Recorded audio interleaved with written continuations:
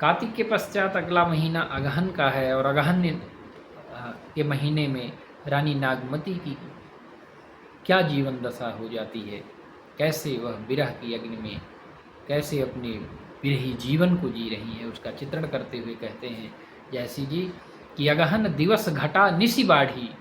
अगहन में दिन छोटा होने लगता है और रात बड़ी होनी प्रारंभ होती है। दूभर रैन जाय किम गाढ़ी, और एक विरही या विरहिणी के लिए रात्रि को बिताना अत्यंत कठिन हो जाता है। अब यही विरह दिवस भार आती, जरों विरह जस दीपक बाती। अब यह विरह मुझे रात दिन सता रहा है और मैं इस विरह की अग्नि में वैसे जल रही हूँ जैसे दीपक की बत्ती जलती है। कांपे हिया जनावे सीयू तोपे जाय होय संग पीऊ। मेरा हृदय कपता है और मुझे शीत का अनुभव होता है। यार तोपे जाय होय संग पीऊ, अगर मेरा प्रिय मेरे साथ होता तो यह अनुभव मुझे नहीं होता। घर घर चीर रचे सब काहू, मोर रूप रंग लईगा ना हो। सभी नए नए वस्त्र पहने हुए हैं, लेकिन मेरे सारे रूप और रंग की जो आभा है, जो लावण्यता है, वह मेरे पति के दूर होने से वियोग की स्थिति में वह समाप्त हो गई है।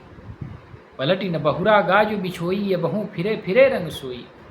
मेरा प्रिय जब से गया है वो वापस नहीं हुआ है। अगर वो अब भी आ जाए तब भी मेरा रंग वापस आ सकता है, अर्थात मेरी जीवंतता, मेरा रूप वापस आ सकता है। वज्र अग्नि विरहीन ही जारा, सुलग सुलग दग्धय हुए चारा।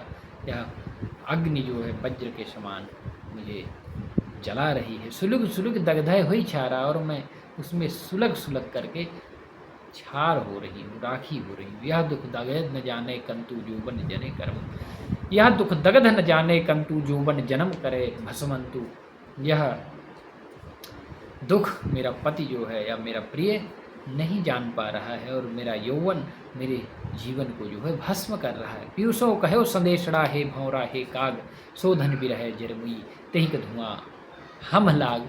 ये एक काव्य पद्धति है जिसका उपयोग जयसी जी करते हैं कि भारतीय काव्य परंपरा में पक्षियों से, पशुओं से संदेश भेजने की परंपरा है और रानी नागमती भी काग और भौरे से संदेश अपने पति के पास, अपने प्रिय के पास भिजवाती हैं कि हे भौरा और हे काग, तुम जा कर के मेरे पति से संदेशा कह दो कि तुम्हारी पत्नी, तुम्हारी प्रिया, तुम्हारी विरह की अग्नि में जल करके भस्म हो गई है और उसके जलने का, उसके भस्म होने का जो धुआं है वही लगा है और हम लोग काले हो गए।